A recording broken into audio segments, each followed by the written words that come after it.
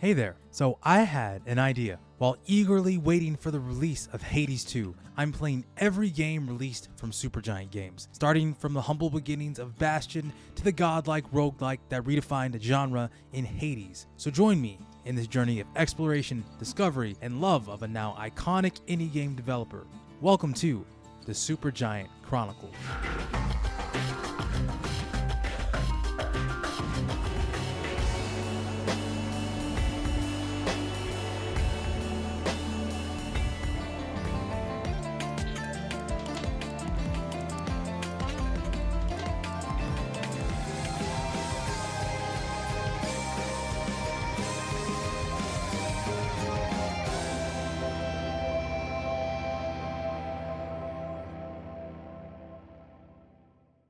Before I get into this video, and even this whole series, there are a couple of things that I need to clarify.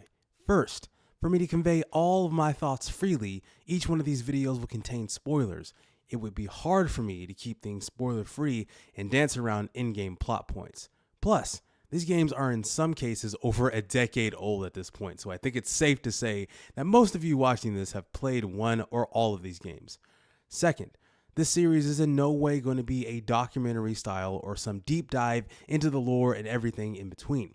Those videos exist already and are very well made. My intent for the series is to provide my own perspective and hopefully provide some entertainment. See my Sea of Stars videos for context. Alright, I think that's enough for a preamble. Let's talk about Bastion. Listen, all this takes a lot of getting used to. And you do get used to it. After a while.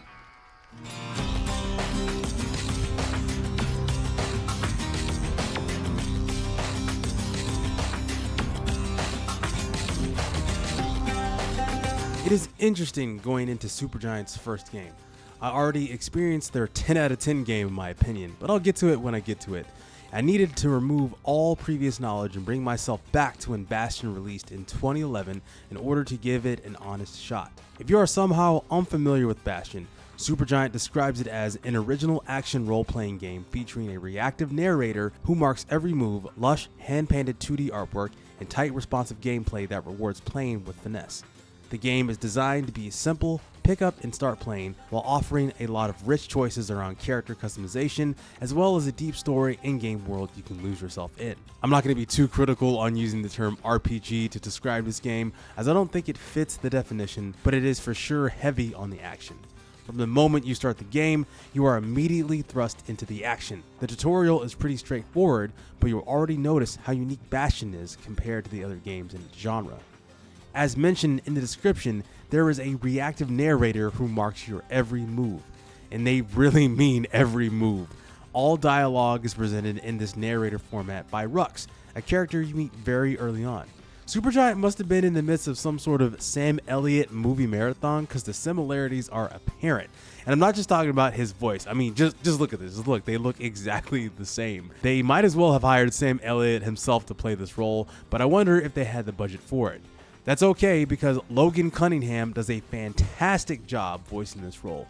Be prepared to hear that name a lot during this series as he will come up again. Same goes with the composer Darren Korb, but more on that later. Supergiant themselves have said that there are over 3,000 lines of dialogue recorded and that you won't even hear all of it during your first playthrough.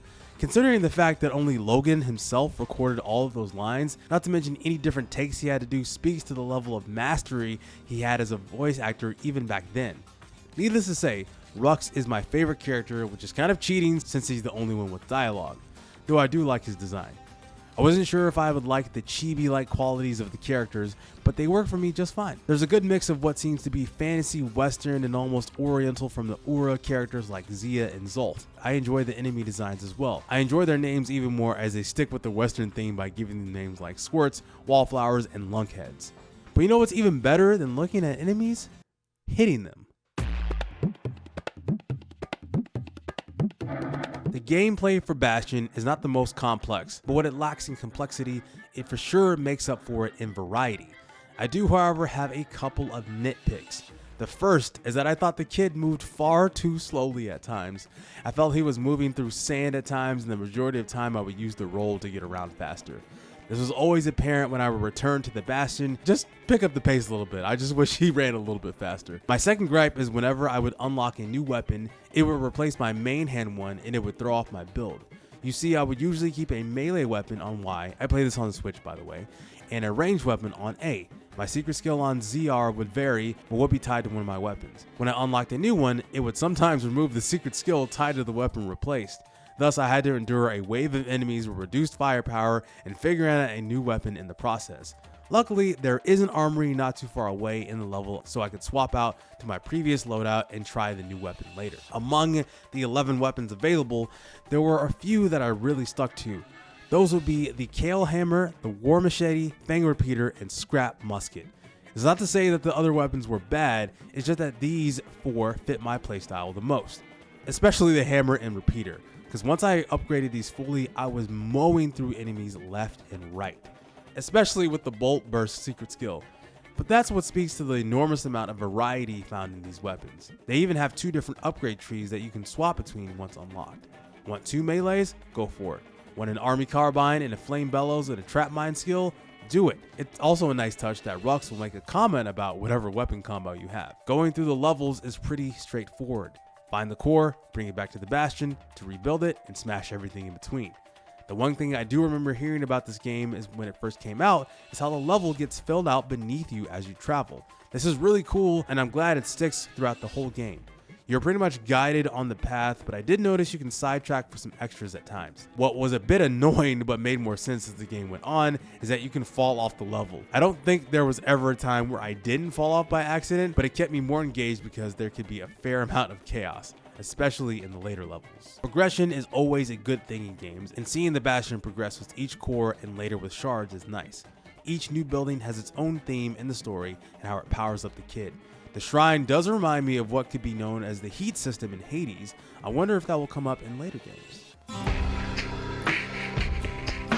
Earlier, I mentioned the music by the incredible talent of Darren Korb. The country-esque electric and acoustic guitar melodies are top tier. You've been hearing them throughout this video, but I'll drop out for a second to bring up the volume of some tracks that I really thought were cool.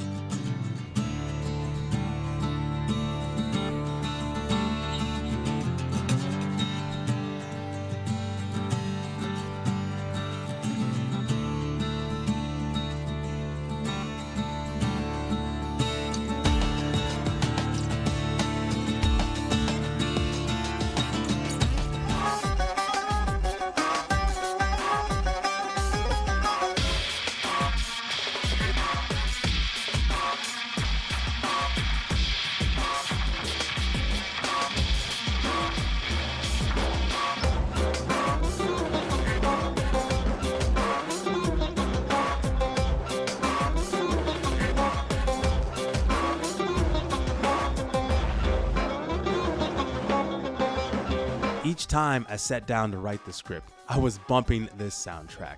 Not only would I be reminded of the game's events for this video, but this is music I could listen to with any task that I do. With each track, there seemed to be so much love put into this composition. As you heard from the Terminal March, there is so much incredible percussion work along with the string melody. Songs like it have a feeling of haste and are placed when you are in the midst of running away or in intense combat situations. Other tracks have this haunting melancholy that is only emphasized with Rux's narration. An amazing blend that really elevates this game. We become fast friends. Calamity has that effect on people.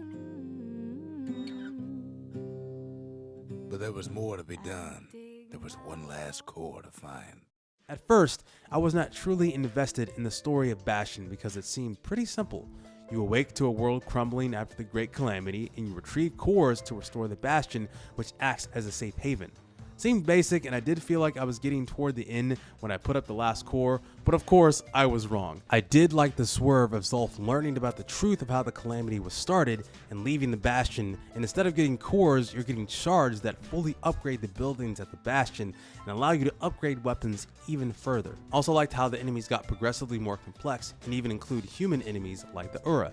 They're actually pretty tough as they hit harder and move way faster than the beast and have actual strategies. Definitely a good escalation to go along with the narrative.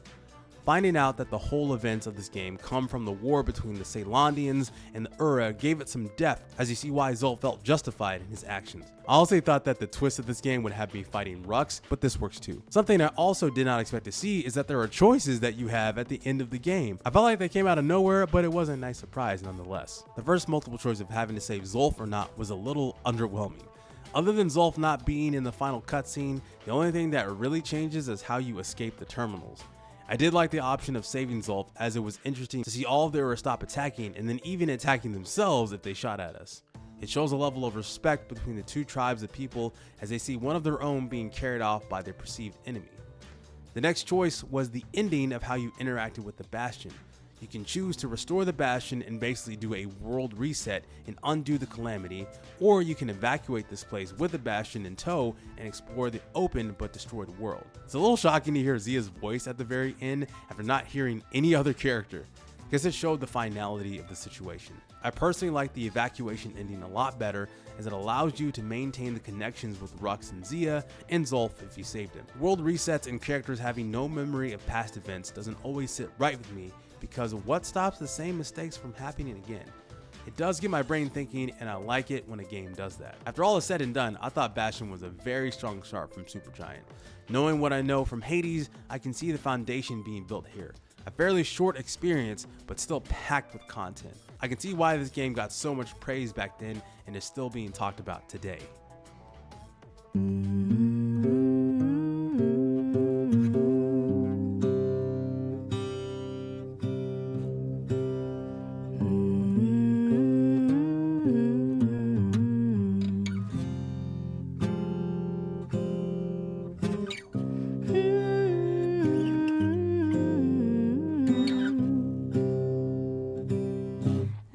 Dig my hole, you build a wall.